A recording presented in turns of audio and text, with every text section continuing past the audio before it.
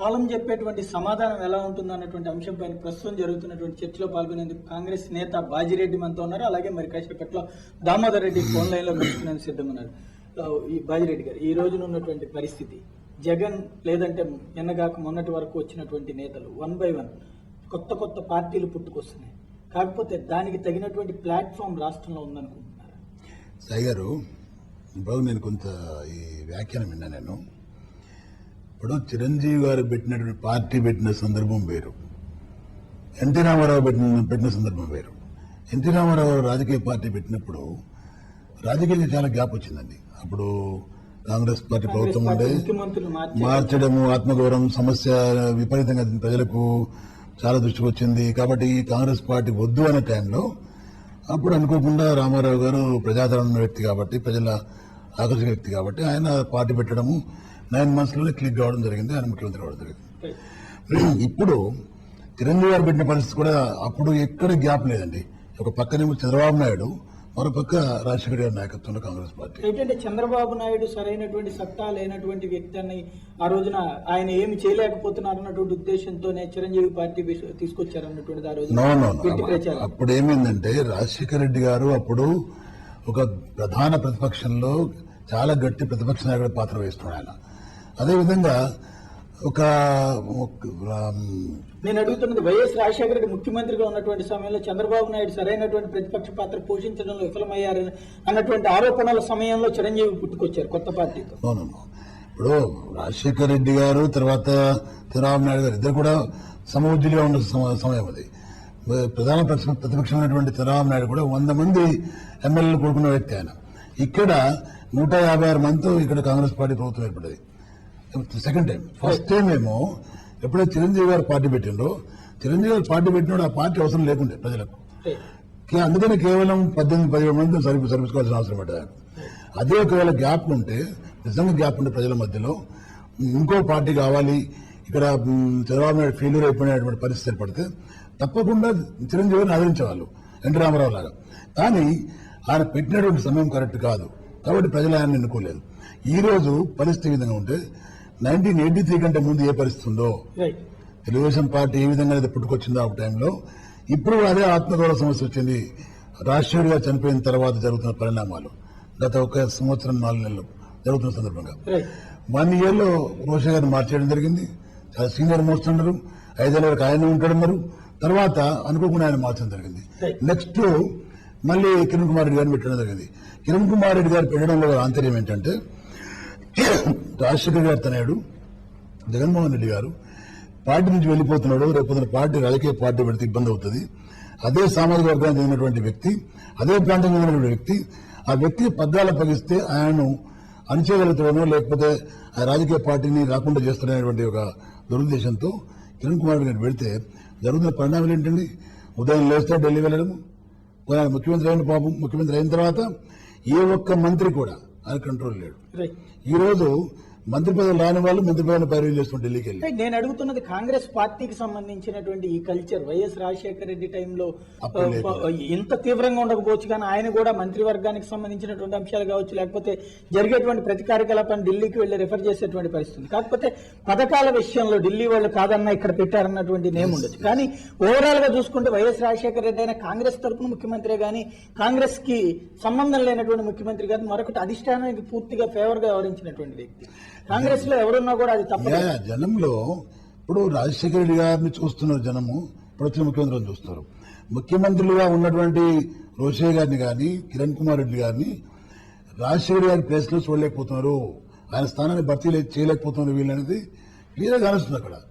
ఆ రోజు రాజశేఖర గారు కూడా అధిష్టాన వర్గం కంట్రోల్లో ఉన్నా ప్రతి మాటికి వెళ్లి పైరవీలు చేసుకుని ప్రతి గడప దొక్కిన సందర్భాలు లేవు. ఇక్కడ ప్రజలు ఏమనుకుంటున్నారంటే, మేము ఓట్లు వేసినాము, ఈ ప్రభుత్వాన్ని తీసుకొచ్చినాం మేము, అలాంటి వ్యక్తులు ఢిల్లీ వీధుల్లో మా ఆత్మగౌరవాన్ని అమ్ముకుంటారు, తాకట్టు పెడుతున్నారు. చూస్తే ముందు జగన్ విషయంలో మరొక వాదన ఉన్నది. జగన్ ఒక కన్స్ట్రక్టివ్ క్రిటిసిజం గానీ కన్స్ట్రక్టివ్ ప్లానింగ్ లేదు.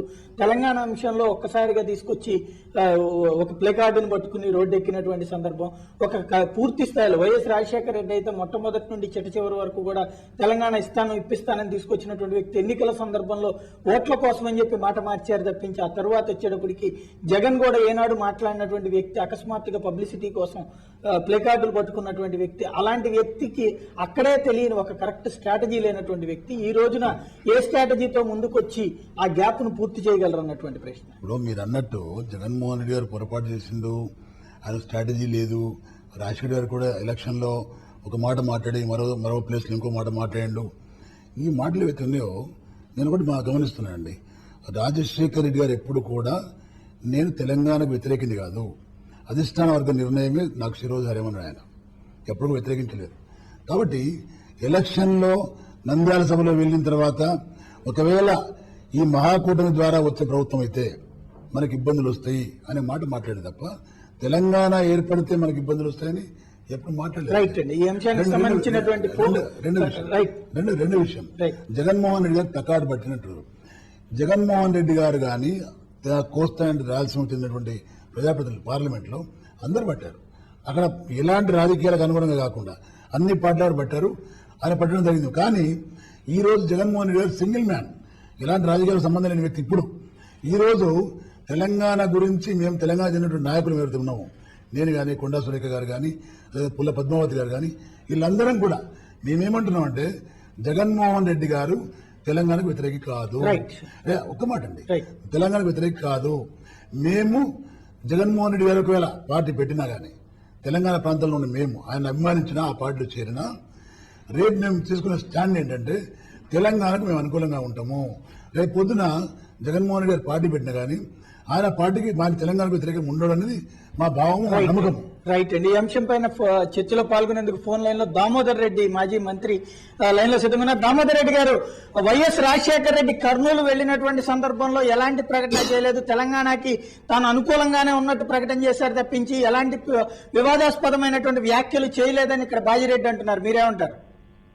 చూడండి, అవి క్లిప్పింగ్స్ చూస్తే తెలుస్తాయి కానీ ఇప్పుడు రాజశేఖర రెడ్డి గారి విషయం కాదు కదా. జగన్మోహన్ రెడ్డి గారు అంటే జగన్మోహన్ రెడ్డి కూడా తెలంగాణకు అనుకూలంగానే ఉన్నట్టు అనౌన్స్ చేసినారు. 45 రోజుల తర్వాత పార్టీ పెడతామని చెప్పి వారు ప్రకటన చేసినారు. ఇప్పుడు అన్న బాజిరెడ్డి గోవర్ధన్ రెడ్డి గారు చెప్తున్నారు, ఒకవేళ జగన్మోహన్ రెడ్డి గారు పార్టీ పెట్టినా మీ అభిమానులుగా ఆయన పార్టీలో చేరినా కూడా ఒకటే వారు అంటున్నారు, మీ తెలంగాణకు వ్యతిరేకం కాదు, తెలంగాణకు అనుకూలం అని చెప్పి చెప్తున్నారు.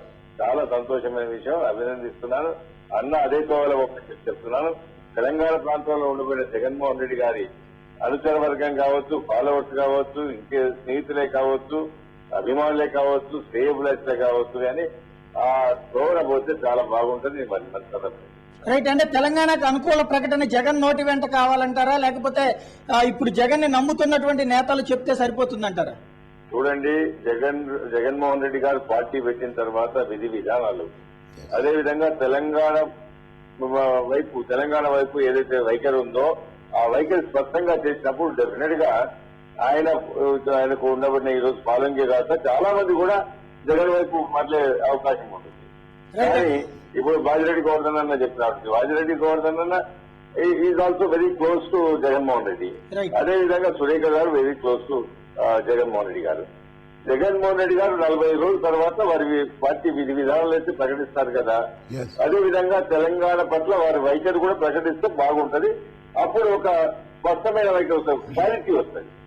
క్లారిటీ వచ్చిన తర్వాత ఇక్కడ ఉండబోయిన కొంతమంది న్యూట్రల్స్ ఉన్నారు, వారు కూడా జగన్ వైపు పోయే అవకాశం ఉంటుంది. రైట్. మీరు ఇంతకు ముందు చూశారు జగన్ చేసినటువంటిది ప్లేకార్డు గురించి విమర్శించినటువంటి నేతల్లో మీరు కూడా ఒకరు. అదే సమయంలో వైఎస్ రాజశేఖర రెడ్డి ఏనాడు కూడా తెలంగాణకు వ్యతిరేకంగా వ్యవహరించలేదన్నటువంటి వాదన కూడా చేస్తున్నారు. ఈ రెండింటితో మీరు ఏకీభవిస్తారా? చూడండి, ఒకప్పుడు చంద్రబాబు నాయుడు పూర్తి వ్యతిరేకం, తెలంగాణకు వ్యతిరేకం. కానీ 2009 సంవత్సరంలో టీఆర్ఎస్ తో పొత్తు పెట్టుకున్నారు. అంటే ఇక్కడ ప్రజలు కానీ ఇక్కడ ప్రాంత సమస్యలు కానీ బాగా అర్థం చేసుకున్నప్పుడు డెఫినెట్ గా వారు ఏ నాయకుడైనా కూడా మారాల్సిన పరిస్థితి ఉంటుంది. అదేవిధంగా బాధ్యత మేము అనుకుంటున్నాం. ఎందుకంటే ఇప్పుడు బాధ్యత గవర్నర్ నిన్న దాకా ఓ విధంగా ఉండే, జగన్మోహన్ రెడ్డి ఆ రోజు పార్లమెంట్ లో ప్లే కార్డు పట్టుకున్నాడు. కానీ ఇక్కడ ప్రజల మనోభావాలకు అనుగుణంగా నాయకుడు పోతాడని మేము అనుకుంటున్నాం. అదేవిధంగా ఇక్కడ ప్రజల మనోభావాలను తప్పకుండా గౌరవిస్తాడని జగన్మోహన్ రెడ్డి గారు మేము అనుకుంటున్నాం. ఇప్పుడు బాజిరెడ్డి గవర్నర్ అన్న ఏదైతే చెప్తున్నారో దాన్ని చూస్తే స్పష్టంగా కాకుండా కూడా కొంతవరకు తెలంగాణకు వ్యతిరేకం కాదు జగన్మోహన్ రెడ్డి గారు. తెలంగాణ వారి ఏదైతే మనోభావాలకు అనుగుణంగా తప్పకుండా ఒక నిర్ణయం తీసుకుంటా అనుకుంటున్నాం. రేపు పార్టీ పెట్టిన తర్వాత పార్టీ విధి విధానాలతో పాటు తెలంగాణ పట్ల వారి పార్టీ వైఖరి కూడా క్లారిటీ వస్తుంది. అది చెప్తే బాగుంటుందని చెప్పి మేము రైట్. చంద్రబాబు నాయుడు మొట్టమొదట అంగీకరించారు, ఆ తర్వాత ఆమోదించారు. మొదట వద్దన్నారు, తర్వాత అంగీకరించారు. అయినా కూడా ఇప్పటికి కూడా చంద్రబాబు నాయుడు యూటర్న్ తీసుకుంటున్నారు అన్నటువంటి వాదనే చేసింది కాంగ్రెస్ పార్టీ ఇప్పటి వరకు. మీలాంటి నేతలందరూ కూడా అదే మాటలు మాట్లాడారు. మరొక వైపును చూస్తే మొన్నటి దాకా కూడా ఒకవైపున కాంగ్రెస్ పార్టీ నేతలు, తెలంగాణ నేతలందరూ అమరవీరుల సంస్మరణ సభలు నిర్వహిస్తున్నటువంటి సందర్భంలో కూడా వైఎస్ రాజశేఖర రెడ్డి ఫోటో పెట్టడానికే నిరాకరించినటువంటి పరిస్థితి. జగన్ ప్రస్తావన కానీ వైఎస్ ప్రస్తావన కానీ వస్తే అంగీకరించినటువంటి పరిస్థితి. అకస్మాత్తుగా ఒక్క రోజులో ఆయన పార్టీ నుండి బయటికి వెళ్ళగానే ఏమి కొత్త స్టేట్మెంట్ ఇచ్చారని జగన్లో అంతటి అనుకూలమైనటువంటి వాతావరణం మీకు కనిపించింది. అందుగురించి జగన్మోహన్ రెడ్డి గారి నోటి వెంట వస్తే చాలా బాగుంటది. వారు పార్టీ పెడతామన్నారు. రేపు పార్టీ పెట్టిన తర్వాత వారి పార్టీ విధి విధానాలు, దానితో పాటు తెలంగాణ పట్ల వారి వైఖరి కూడా స్పష్టంగా వస్తుంది. కాబట్టి అప్పటిదాకా వేచి చూద్దాం. మేము ఒకవేళ కనుక తెలంగాణ పట్ల వారి వైఖరి కనుక చాలా బాగుంటే, ప్రత్యేక రాష్ట్రం ఉండేసుకుంటే తప్పకుండా ఆహ్వానిస్తామండి. ఈ రోజు మా సిద్ధాంతాలు మాకు కొన్ని పార్టీలతో కుదరకపోవచ్చు. సమైక్యాంధ్ర కోసం పోరాటం చేసినటువంటి వైఎస్ రాజశేఖర రెడ్డి తెలంగాణ ప్రాంతంలో అన్ని రాజకీయ పార్టీలు ఎప్పుడు మాట్లాడలేదు. తెలుగుదేశం చంద్రబాబు నాయుడు గారు వ్యతిరేకంగా ఉన్నా కూడా తెలంగాణ ప్రాంతంలో ఉన్న తెలుగుదేశం నాయకులు చిత్తశుద్ధితో ప్రత్యేక రాష్ట్రం కావాలని కోరుతున్నారు. అదేవిధంగా రేపు జగన్మోహన్ రెడ్డి గారు పార్టీ పెడితే వారి విధానాలు, పార్టీ వైఖరి కూడా స్పష్టంగా వస్తుంది. నిజంగా వారు తెలంగాణ అనుకూలంగా ఇంకా వారు ఒక నిర్ణయం తీసుకుంటే మేము తప్పకుండా స్వాగతిస్తామండి. దామోదర్ రెడ్డి గారు కాదండి, ఎవరైనా కూడా దామోదర్ రెడ్డి గారు ప్రాంతం వాళ్ళని కానీ ప్రత్యేక రాష్ట్రం కొరకు పాటుపడే ప్రతి ఒక్కరిని కూడా ఆహ్వానిస్తామండి. దామోదర్ రెడ్డి గారు, మీరు కరడు కట్టిన తెలంగాణ వాదిగా ముద్రపడటంతో పాటుగా కాంగ్రెస్ పార్టీలో కూడా మిమ్మల్ని అదే ధోరణితో చూస్తుంటారు. మీరు ఖచ్చితంగా గుండె మీద చెయ్యేసి చెప్పండి, గతంలో వైఎస్ రాజశేఖర రెడ్డి తెలంగాణ ప్రాంతంలో జరిగినటువంటి ఎన్నికలు పూర్తయిన తర్వాత ఆంధ్ర ప్రాంతంలో చేసినటువంటి వ్యాఖ్యలు అవి సమైక్యాంధ్రకు అనుకూలంగా ఉన్నాయా, లేదంటే తెలంగాణ ఏర్పాటుకు అనుకూలంగా ఉన్నాయా? చూడండి, నేను మొదలు చెప్పినాను. డాక్టర్ వైఎస్ రాజశేఖర రెడ్డి గారు 1998 నుంచి ఎప్పుడైతే మొన్న చనిపోయే ముందుకు ఏదైతే ఎన్నికలైనాయో, ఎన్నికల్లో తెలంగాణ ప్రాంతంలో ప్రచారం చేసే వరకు కూడా తెలంగాణకు అనుకూలంగానే మాట్లాడినారు. 12 ఫిబ్రవరి నాడు అసెంబ్లీలో స్టేట్మెంట్ ఇచ్చినారు. ఇక్కడ ప్రచారంలో 2009 ఎన్నికల్లో కూడా ప్రచారం చేసినారు. నేను ఎప్పుడు కూడా చెప్పేది ఏంటంటే, రాజశేఖర రెడ్డి గారికి తెలంగాణ వ్యతిరేక ముద్ర ఎప్పుడు పడిందా అంటే నంద్యాల పోయిన తర్వాత తను మాట్లాడినప్పుడు మాత్రమే ముద్ర పడిందని చెప్పినాను. కానీ నంద్యాల ప్రకటన చూశారు, ఆ తర్వాత వీసాల గురించి మాట్లాడినటువంటి సందర్భాన్ని చూశారు, ఆ తర్వాత ఆయన మాట్లాడినటువంటి ధోరణి అంతా చూశారు. అదే సమైక్యాంధ్రకు అనుకూలమైనటువంటి ప్రకటనలు లేదా తర్వాత అసెంబ్లీలో మాట్లాడినటువంటి ఉపన్యాసాలను కూడా మీరు విన్నారు. అది ఏ విధమైనటువంటి వాదనని రాజశేఖర రెడ్డి ఎన్నికల చివరిలో తీసుకున్నటువంటి నిర్ణయం, ఆ తర్వాత అసెంబ్లీలో తీసుకున్నటువంటి చేసినటువంటి ప్రసంగాలు మీకు ఏమనిపించినాయి? తెలంగాణకు అనుకూలంగా అంతకు ముందు ఉన్నటువంటి ముద్ర అనిపించిందా, మారినట్లు అనిపించిందా? 30 సంవత్సరాలకి స్నేహితమే కాదు, మీ ఇద్దరం కలిసి పనిచేసిన పార్టీలు, వారి నాయకత్వంలో పనిచేసినాను. వారి ఎప్పుడు కూడా 98లో 1 నవంబర్ నాడు నేను పెద్ద ఎత్తున దాదాపు 7-8 లక్షల మందితోని తెలంగాణ ప్రయోజనాల పరిరక్ష దినం అనే కార్యక్రమం సూర్యాపేటలో పెట్టినాను. వారి అధ్యక్షతను పెట్టినాను. వారి అధ్యక్షతనే మేము అడిగిన ఆ రోజు ఎక్కడైతే ఈ తెలంగాణ ప్రాంతంలో ఉన్న సమస్యలు కానీ ప్రతిమ ఏదైతే ఉన్నాయో వాటి మీద ఒక అధ్యయన కమిటీ ఏమన్నాం. వారు అధ్యయన కమిటీ చేసినారు. అధ్యయన కమిటీలో మెంబర్ను. అదేవిధంగా అధ్యయన కమిటీ రిపోర్ట్ ప్రకారం ఎన్నికల మేనిఫెస్టో